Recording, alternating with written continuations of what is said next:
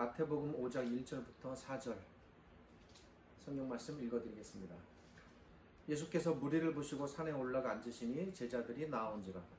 입을 열어 가르쳐 가라사대 심령이 가난한 자는 복이 있나니 천국이 저희 것이며 애통하는 자는 복이 있나니 저희가 위로를 받을 것이요 온유한 자는 복이 있나니 저희가 땅을 기업으로 받을 것이며.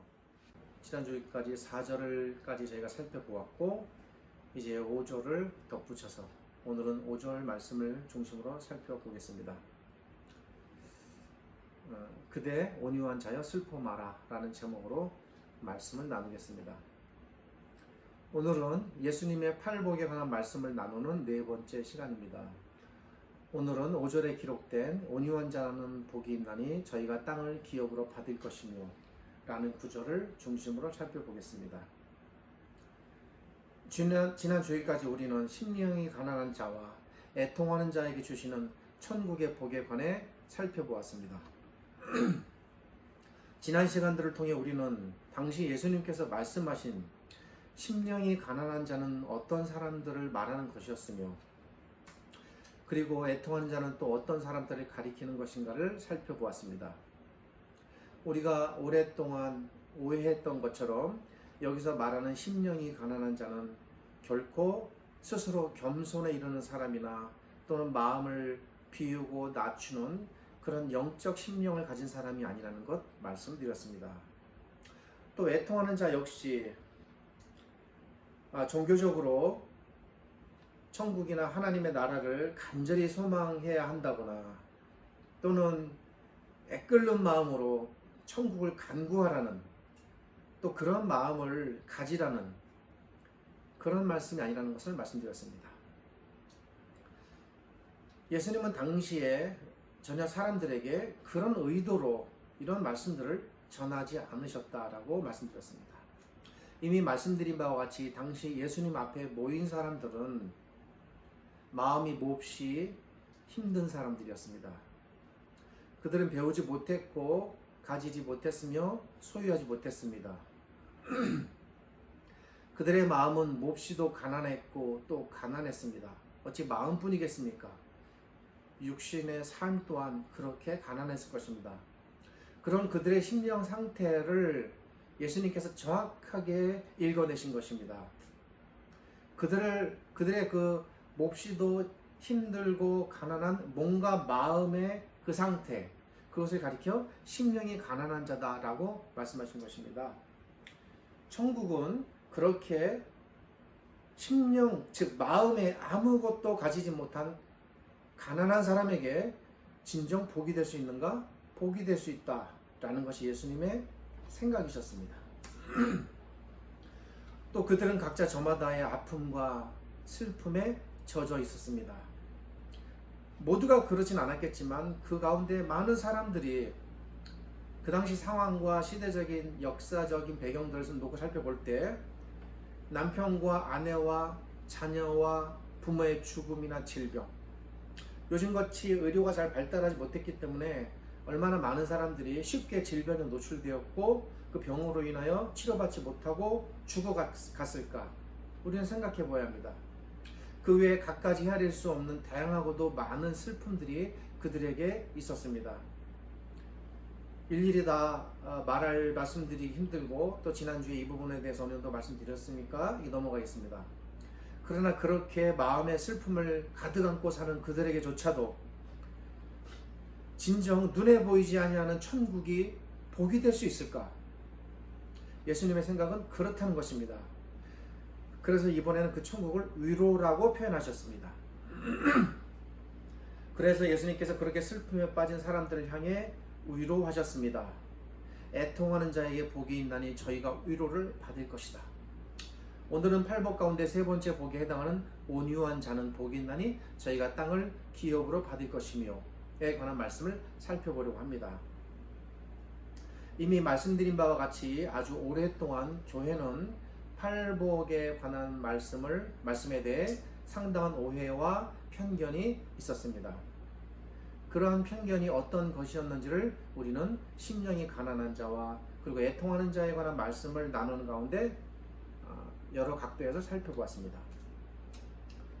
마찬가지로 예수님의 팔복에 관한 말씀을 오해하고 잘못 해석함에 있어서 오랜 세월 동안 교회는 첫 번째와 두 번째 복에 관한 말씀과 더불어 이 세 번째 복에 관한 말씀, 온유한 자는 복이 있나니 저희가 땅을 기업으로 받을 것이며 라는 이 말씀에 대해서도 상당한 오류가 있어 왔습니다.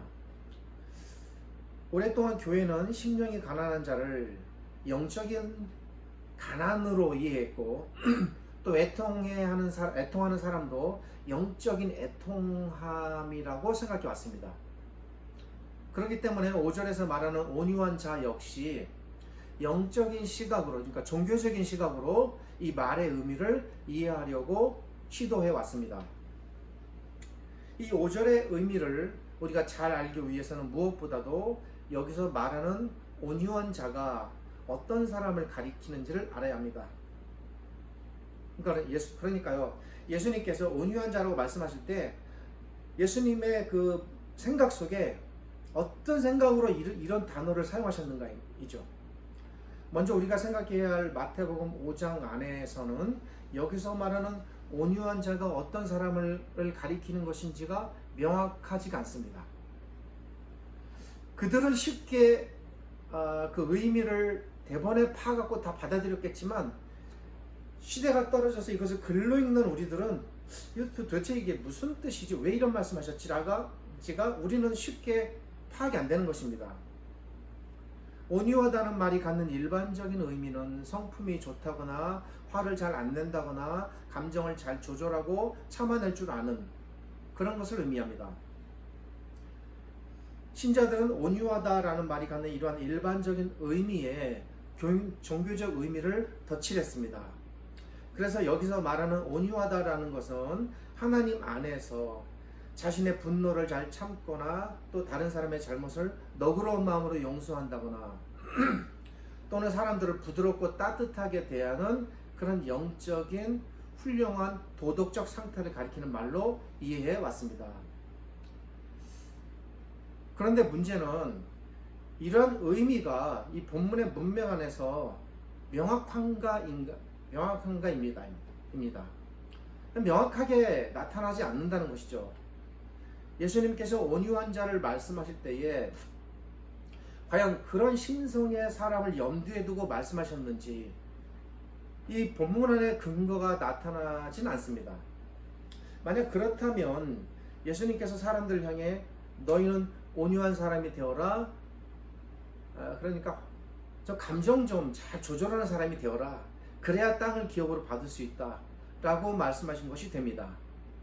예수님께서 과연 그런 의미로 말씀하셨을까 질문해야 합니다. 그 다음에 우리가 또 생각해 보아야 할 표현은 땅을 기업으로 받다라는 이 말씀입니다.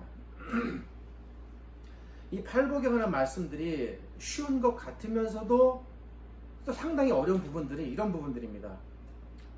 문자적으로는 도저히 말이 안 되는 소리고, 그렇다면 비유적인 의미 같은데 비유적인 의미는 또 무엇인가, 이런 것들이 잘 파악이 안 되는 거죠. 여기서 말하는 땅은 도대체 뭘 말하는 것일까? 실제로 우리가 사는 이곳에 이 땅의 땅을 말하는가, 아니면 천국을 나타내는 비유적인 표현인가? 만약 여기서 말하는 땅이 이 땅의 땅이 아닌 천국을 나타내는 비유적인 표현이라면 어떻게 해석해야 되고 또 그 근거는 무엇인가? 이런 점들을 우리가 다 포괄적으로 생각해야 합니다. 요즘 이제 설교할 때마다 서론적으로 약간 성경 해석 어떤 그런 관점에서 조금씩 제가 이제 지침을 드리는 편인데요. 우리가 글을 해석할 때는 반드시 지켜야 할 중요한 원칙이 있습니다. 성경도 글이기 때문에 결코 이 원칙이 무시되면 안 됩니다. 그것은 글은 해석할 때, 그러니까 문장 해석할 때 반드시 그 문장의 의미를 그 문장이 속한 문맥 속에서 결정해야 한다는 것입니다. 이건 너무나도 당연한 말입니다. 메시지나 글이나 소설이나 활자화된 모든 것들을 읽어낼 때 다 공통적으로 적용되는 일반적 원칙입니다. 우리가 성경을 해석할 때 이 원칙이 무시되면 안 됩니다. 이 원칙을 잘 지켜서 읽으면 저는 확신하건대 모든 신자들이 성경의 최소한 7, 80% 이상은 어려움 없이 다 이해하고 해석할 수 있다라고 저는 생각하고 믿습니다. 그런데 성경의 문맥은 그것의 범위에 따라 나눌 때 이 부분 지금부터 조금 집중해서 들으셔야 합니다.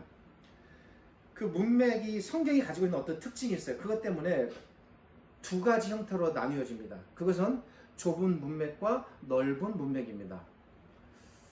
우리가 어떤 구절의 의미를 알고자 할 때 때로는 그것이 속한 장이나 앞뒤의 장들을 통해 알 수 있습니다. 옛날에 초기에 성경이 기록될 때는 사실 이 장의 구분도 없었습니다. 헬라어나 히브리어는 장 구별 없이 예를 들어서 이사야서나 마태복음 그러면 전체가 통으로 다 쓰여졌습니다. 후대 사람들이 편의를 위해서 장을 나눴을 뿐입니다.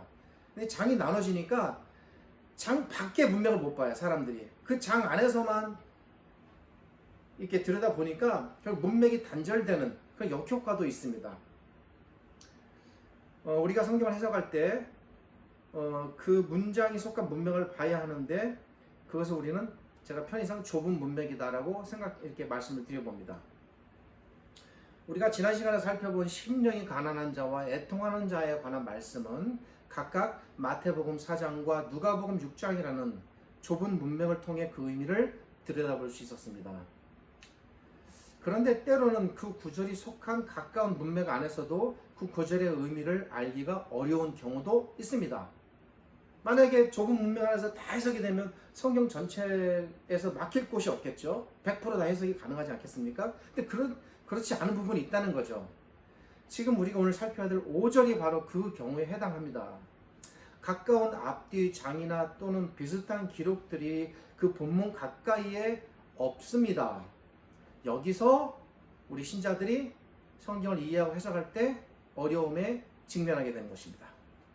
그럴 경우에는 우리는 보다 넓은 문맥, 먼 문맥을 살펴보아야 합니다. 예를 들어 신약 성경의 의미를 우리가 좁은 문맥을 통해 대부분 알 수 있지만 알 수 없는 부분도 분명히 있습니다. 그럴 경우에 그 부분이 속한 구약의 다른 문맥들을 살펴보아야 하는 것입니다. 그렇게 구약의 기록들을 바탕으로 신약을 들여다보면 그 신약 본문의 특정 의미를 알게 됩니다. 왜 이런 그 논리가 가능하냐면 신약 성경 기록자들은 사실은 우리가 생각할 때 그들이 신약이다, 이때는 구약이다 이렇게 나누는 거지, 그들이 그 사도들이나 제자들은 우리가 생각할 때 그들이 신약 시대에 살았지만 그들의 사고는 여전히 구약에 머물러 있었습니다. 그러니까 구약과 신약의 구별 없이 물론 이제 여러 가지 교리적으로 많은 변화가 있어 왔지만 그들은 구약을 바탕으로 지금까지 하나님에 대해 이해해 왔던 사람들입니다. 그러니까 그들이 신약 성경을 기록할 때는 그들의 머리와 생각과 배움의 바탕에는 여전히 구약이 가득한 사람들이에요. 그래서 그들은 구약을 바탕으로 신약을 기록하게 됩니다. 그래서 신약의 기록은 구약이라는 넓은 문맥의 그 포괄적인 테두리 안에 들어가게 되는 것입니다. 구약과 신약의 저자들이 우리가 아는 바와 같이 수십 명이나 됩니다. 그리고 또 그 기록의 역사가 1, 200년이 아닙니다. 매우 오랜 세월입니다. 그럼에도 불구하고 신약의 기록을 구약을 통해서 해석할 수 있는 이러한 해석적 특징은 오직 성경 안에만 나타나는 유일한 특징입니다. 예를 들어 보겠습니다. 아주 쉬운 예로 우리가 예수님에 관한 많은 기록들을 이해함에 있어서 구약 성경의 이사야서나 제가 한때 시편의 그 여러 부분들을 한 몇 주에 걸쳐서 설교한 적이 있습니다. 예수님에 관하여 이사야서나 시편이나 기타 여러 구약의 기록들을 통해서 예수님께 관한 기록들, 그분의 하신 말씀, 또 그분에게 이루어진 일들을 전부 다 해석할 수 있게 됩니다. 특별히 예수님께 관한 말씀들 가운데 구약의 말씀이 인용되거나 성취되는 경우들이 매우 많습니다. 이런 것들은 모두 구약과 신약이 하나의 방향으로 기록된 책이라는 사실을 알려줍니다. 기록자들이 많고 역사적인 과정이 길지라도 이 통일된 관점이 있기 때문에 구약과 신약이 문맥적으로 분리되지 않는 것입니다. 자, 본문으로 들어가 보겠습니다. 온유한 자는 복이 있나니 저희가 땅을 기업으로 받을 것이며 라는 이 5절의 말씀은 좁은 문맥을 통해서 어느 정도 의미를 알 수가 있고, 그러나 그것이 또 온전치 않습니다. 그래서 이 9절의 의미를 보다 분명하게 알기 위해 이것을 담고 있는 구약, 즉 넓은 문맥을 살펴볼 것입니다. 이러한 의미에서 5절은 좁은 문맥과 넓은 문맥 두 가지를 모두 살펴보아야 하는 약간의 과정의 어려움은 있습니다. 5절의 좁은 문맥은 5절이 속한 3절부터 10절까지입니다. 그리고 이 5절의 의미를 알 수 있도록 도움을 주는 구약의 넓은 문맥은 이따 말씀드리겠습니다만 시편 37편입니다. 이 두 좁은 문맥과 넓은 문맥 모두를 살펴봄으로써 우리는 비로소 예수님께서 여기서 말씀하신 온유한 자의 의미를 분명히 알 수 있게 되며, 그리고 이와 더불어 땅을 기업으로 받다라는 의미도 확연하게 알게 됩니다. 먼저 3절부터 10절을 살펴보면 5절에서 말하는 땅이 무엇을 가리키는지가, 이 땅에 대한 의미는 이 좁은 문맥 안에서 어렵지 않게 명확해집니다. 5절은 온유한 자가 받을 복이 땅으로 표현되었지만 5절에 기록된 땅은 그 전과 후를 들여다보세요. 3절부터 10절 안에 다른 다양한 표현들이 나타나고 있습니다. 팔복 안에 드리워져 있는 공통적인 사실이 하나 있습니다. 뭡니까? 이 팔복은 전부 다 어떤 하나의 고리를 중심으로 내용이 전개되고 있는데, 그 중심이 되는 고리가 뭐냐면 천국이라는 것입니다. 무슨 말씀인가 하면 모든 신자들이 이 생과 내세에 무수한 하나님의 복을 받겠지만 그 모든 복들의 핵심은 결국 하나님의 나라 천국이라는 것입니다. 그리로 다 모아집니다. 예수님께서는 3절부터 10절 안에서 팔복에 대해 다양한 표현들로 말씀하시지만 사실은 한 가지를 말씀하시는 거예요. 뭡니까? 천국이라는 겁니다. 3절은 심령이 가난한 자는 천국을 얻을 것이다 라고 말합니다. 천국이 복으로 등장했습니다. 4절은 애통하는 자는 위로를 받을 것이라고 말했습니다. 이것 어떤 위로입니까? 천국을 통해 주시는 천국의 위로입니다. 6절은 의에 줄이고 목마른 자는 배부를 것이다 라고 말합니다. 물론 하나님께서 보호하시니까 물리적인 배부름도 있겠지만 그것을 포함하여 하나님께서 천국을 통해 천국의 백성에게 주실 천국의 배부름, 풍성함을 나타내는 표현입니다. 7절은 긍휼히 여긴 자는 긍휼히 여김을 받을 것이다 라고 또 말합니다. 이것도 하나님께서 장차 하나님의 나라에서 주실, 천국을 통해 베풀어 주실 하나님의 긍휼을 나타냅니다. 천국이 얼마나 자기 백성을 아끼고 긍휼히 여기시는가. 죄인들에게 주시는 하나님의 나라가 여기서 하나님께서 베푸실 긍휼로 표현되었습니다. 8절은 마음이 청결한 자는 하나님을 볼 것이다 라고 말합니다. 이 말씀도 성도들이 장차 하나님의 나라에 들어가 하나님을 뵐 것을 미리 이 땅에서 알려주는 천국에 대한 복된 말씀입니다. 9절은 화평케 하는 자는 하나님의 아들이라 일컬음을 받을 것이다 라고 말합니다. 이 말씀도 천국에 들어가는 거룩한 백성이 얻게 될 의로운 칭호에 대한 말씀입니다. 성도들은 하나님의 아들의 칭호를 물론 이 땅에서 얻지만 그 칭호가 하나님의 나라 천국에서 더욱 찬란해지며 그 나라에서 영광스럽게 얻어질 것을 말합니다. 10절은 의를 위하여 핍박받는 자는 천국의 저일 것입니다 라고 말합니다. 이 말은 이 땅에서 핍박받는 성도는 세상적 관점에서 봤을 때 모든 것을 빼앗기고 억눌릴 것 같으나 그들에게는 도저히 세상이 가질 수 없는 천국이 주어졌으니 핍박을 견디고 감당할 수 있다라는 말입니다. 그들에게 결코 빼앗기지 못할 천국이 있기 때문입니다. 사실 지금 말씀드린 이 구절들은 앞으로 제가 순차적으로 하나하나 조목조목 각계로 살펴볼 것입니다. 이렇게 해서 3절에 표현된 천국의 복이 10절을 끝으로 천국의 복으로 마무리되고 있습니다. 신자들의 받을 복이 팔복을 통해 모두 천국으로부터 시작해서 천국으로 끝나고 있는 것입니다. 이와 같이 3절부터 10절은 다양한 복들을 말하지만 이게 다 다른 복들이 아닙니다. 이 복들은 결국은 한 가지 복입니다. 뭡니까? 천국입니다. 천국이 주어졌을 때 성도들이 받게 될 다양한 복들을 다양한 측면으로 말하는 것입니다. 이러한 좁은 문맥의 의미를 살펴볼 때 5절에 기록된 땅이 주어질 것이다 라는 것도 결국 이 땅의 땅이 아닌 천국을 나타내는 것이다 라고 우리는 말할 수 있습니다. 그러기에 여기서 기록된 땅은 이 땅의 땅은 아닙니다. 이 땅은 신자들이 반드시 천국을 얻게 될 것이다 라는 말씀, 그것에 대한 비유적인 표현입니다. 그렇다면 여기서 우리는 한 가지 질문을 해야 합니다. 그것은 왜 5절에서 예수님께서는 천국을 그냥 그러면 천국이 주어질 것이다 라고 이렇게 말씀하지 않으시고 천국을 이 땅에 비유하여 말씀하셨는가입니다. 왜 그런 비유를 사용하셨을까? 어렵죠. 왜 그 이유가 뭘까? 상당히 어려운 부분입니다. 우리는 땅이라고 하면 이 땅의 물리적인 땅을 생각하게 됩니다. 땅이 이렇게 물리적인 의미를 갖고 있는데 왜 예수님께서 저 천상의 천국을 이 땅의 물리적인 땅으로 표현하셨을까입니다. 이것은 구약적인 어떤 배경을 갖고 있습니다.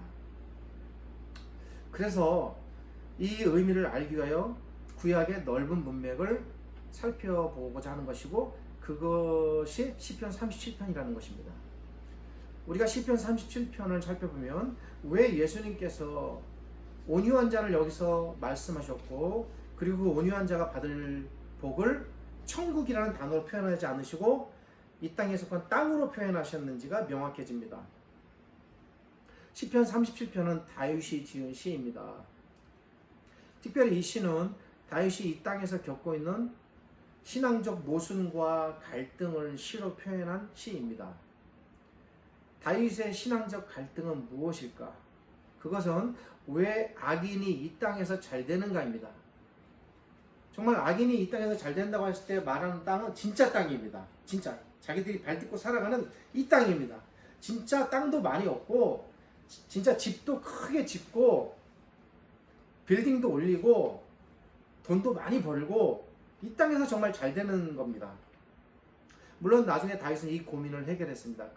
그렇게 해결했기에 이 시가 고민 후에 탄생된 시가 이 시입니다. 다윗이 보기에 악인은 마땅히 벌을 받아야 하는 존재입니다. 악인은 결코 이 땅에서 잘 돼서는 안 되는 존재였습니다. 악인은 이 땅에서 하나님의 심판을 받아야 했습니다.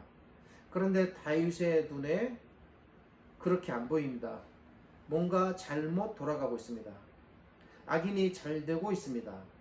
악인이 번성하고 부해지며 강건하게 건강하게 넉넉하게 잘 살고 있습니다. 악인의 땅은 많은데 의인의 땅은 없습니다. 잘못돼도 뭐가 크게 잘못된 것이죠. 악인이 오히려 의인보다 더 복을 받는 듯 보입니다.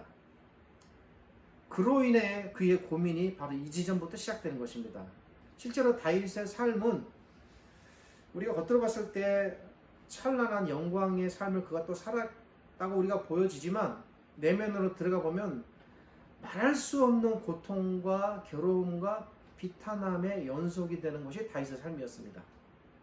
이런 문제들로 인하여 다윗이 끊임없이 괴로워하곤 하였습니다. 그러나 다윗이 마침내 깨닫게 됩니다.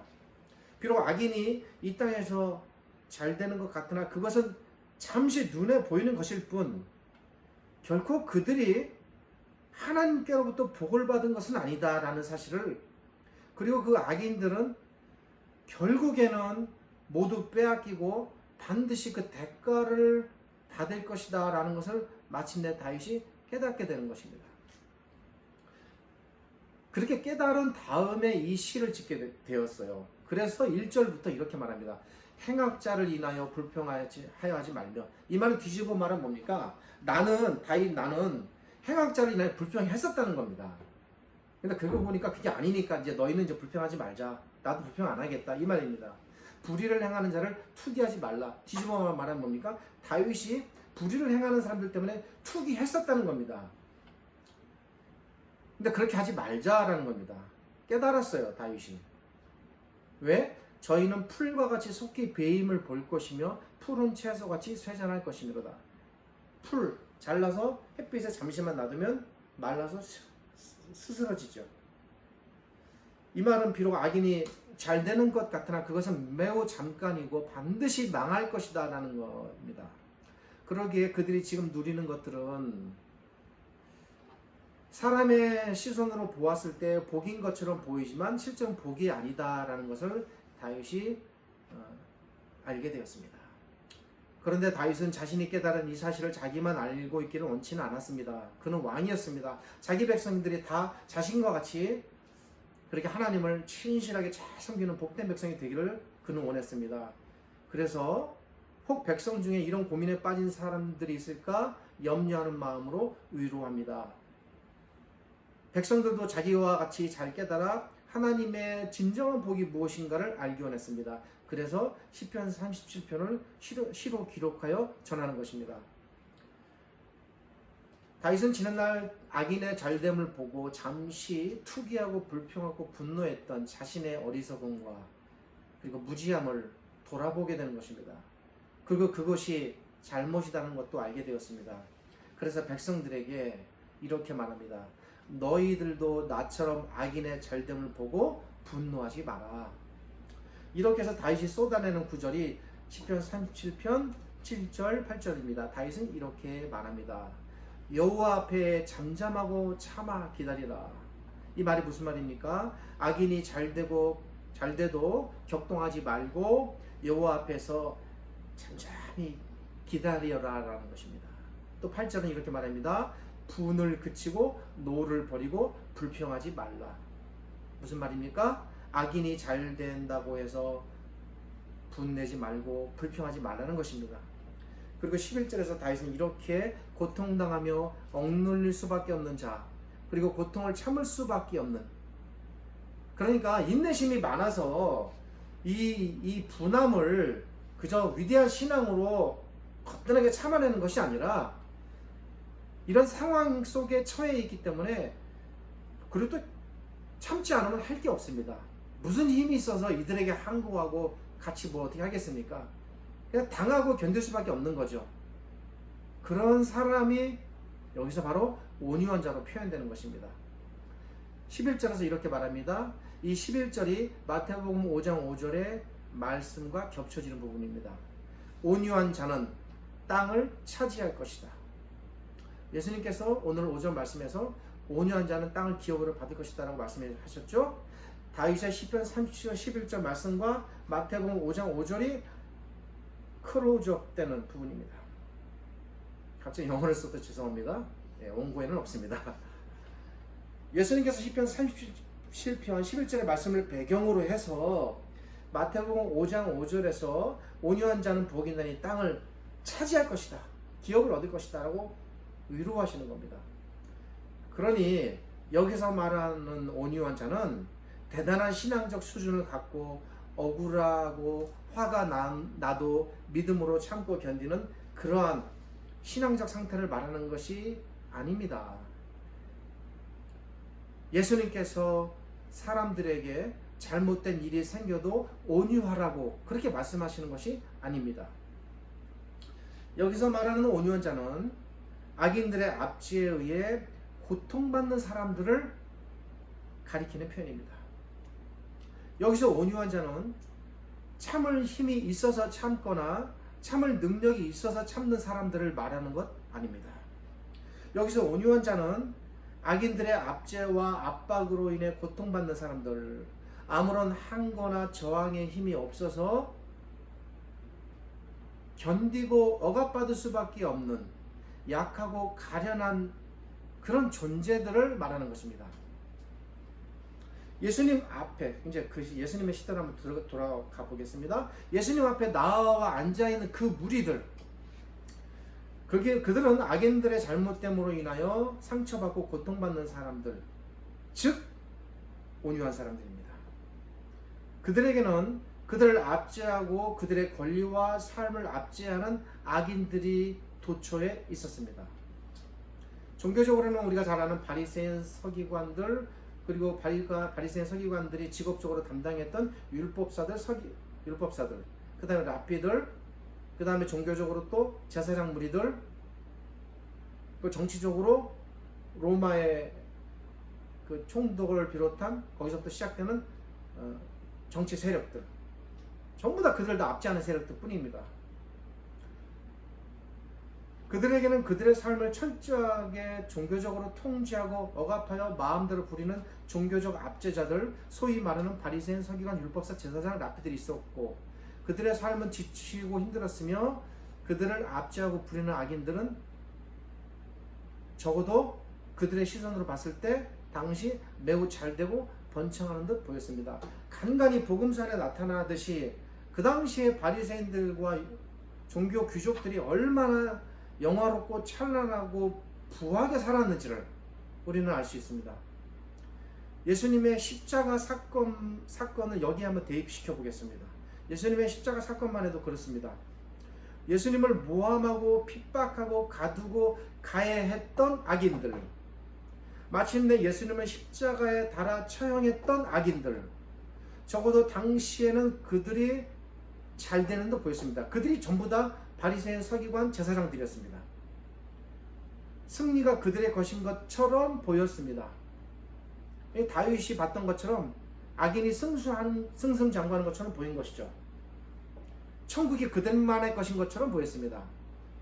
하나님조차도 그들의 편을 들어주는 것처럼 보였습니다. 그들은 이겼다고 승리를 확신했고 축하하고 환호했고 외쳤습니다. 예수님께서는 십자가 형틀에 묶여서 비참한 모습으로 참담하게 찢겨 죽어 가셨습니다. 예수님의 고통과 그분의 심정이 얼마나 참담했으면 아버지를 2번 연거푸 부르면서 어찌하여 저를 버리십니까? 라고까지 외치셨겠습니까? 그 순간만큼은 아마 다윗이 느꼈던 그 심정과 동일했을 것입니다. 승리는 저들의 것인 것처럼 보였고 예수님은 패배자인 듯 보였습니다. 다윗이 보았던 그 옛날의 현상이 예수님의 당대에 여전히 재현되었습니다. 예수님의 죽음은 그런 측면에서 다윗의 경험과 같았습니다. 악인의 번창은 하늘을 찔렀으며 온유한 그들의 삶은 한없이 초라했고 가진 것 없는 듯 보였습니다. 그래도 예수님을 따르는 무리들에게서조차도 버림당했고 항거할 수 없었습니다. 예수님께서 자신이 곧 그렇게 압제받을 때를 아셨기에 그렇게 압제받는 온유한 자들 아십니다. 그래서 위로하실 수 있습니다. 그래서 우리 주님께서 말씀하시는 것입니다. 너희 온유한 자들아 두려워 말라. 복이 있나니 저희가 천국을 기업으로 받을 것이다. 예수님 자신이 친히 모범이 되셨습니다. 어떻게 되셨습니까? 예수님께서 죽으시고 부활하시고 하나님의 나라 천국으로 올려 가셨습니다. 그리고 영원한 천국의 왕으로 등극하셨고 지금도 그 자리에서 온 우주를 통치하고 다스리고 계십니다. 온유한 자들이 다 그런 자리에 들어갈 것임을 예수님께서 미리 약속과 위로로 주시는 것입니다. 아무리 이 땅의 압제와 고통이 크다 할지라도 천국은 능히 모든 아픔과 고통을 넉넉히 보상할 만큼 복되고 또 복되며 예수님께서 이 복된 말씀을 주시는 것입니다. 기도하겠습니다. 아버지 하나님 감사합니다. 오늘 천국의 세 번째 복에 대하여 살펴보았습니다. 진정 온유한 자를 위로하시며 천국의 복을 약속하시는 우리 하나님, 또 그 말씀을 저희에게 주셨기에 친히 그 복을 능히 베풀어 주실 것임을 저희들 압니다. 우리 예수님께서 먼저 그 길을 가셨고 저희도 따라 그 길을 갈 것입니다. 우리가 이 땅에서 그 어떤 고난과 위험과 압제에 노출되더라도 좌절하고 낭망치 말게 하여 주시옵소서. 힘을 얻게 하시고 반드시 일어나 영광의 날로 나아가게 하시며 반드시 현재 우리 안에 들어와 있고 앞으로도 우리에게 주어질 찬란한 천국의 복, 마음에 한시라도 잊지 말고 기억하며 간절히 소망하며 살아갈 수 있도록 위로하시고 힘주시옵소서. 지금은 우리 주님 예수 그리스도의 은혜와 저희를 지극히 사랑하시는 아버지 하나님의 크신 사랑과 오늘도 이 복된 말씀으로 저희를 위로하시고 함께해 주시는 성령 하나님의 함께하심이 오늘 이 말씀이 읽혀지고 전파되고 들려지는 모든 곳마다 온유한 자에게 천국을 주시는 하나님의 그 위로와 복이 이 거룩한 주일에 넘쳐나기를 주님의 이름으로 간절히 축원하옵나이다. 아멘.